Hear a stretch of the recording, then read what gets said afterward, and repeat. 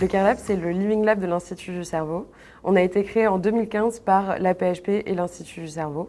Un Living Lab, c'est une structure d'innovation qui utilise la méthodologie de l'innovation participative et qui place l'utilisateur final au centre de la conception pour créer des produits qui répondent à des problématiques complexes. Et la particularité du CareLab, c'est qu'on est un Living Lab spécialisé en neurologie et en psychiatrie et qu'on est placé au centre de la Pitié-Salpêtrière pour être au plus proche du terrain. Ça va être de créer des solutions pour fluidifier le parcours de soins des patients, améliorer leur qualité de vie et puis faciliter les pratiques médicales des soignants. Au CareLab, on passe beaucoup de temps sur le terrain pour rencontrer les soignants, les patients, leurs aidants et comprendre vraiment les problématiques du terrain. Et une fois qu'on a identifié ces problématiques-là, on réfléchit à des solutions pour y répondre. Et ces solutions, on les co-développe avec les soignants et les patients du service. On les prototype et après, on retourne les tester sur le terrain pour vérifier que ça correspond bien aux besoins qu'on avait identifiés au début.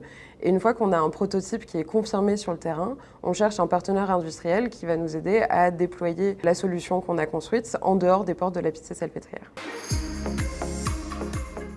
Un exemple de projet du CareLab, ça va être par exemple le projet BRO qu'on co-développe avec Humans Matter et le service de médecine physique et réadaptation de la Pitié-Salpêtrière.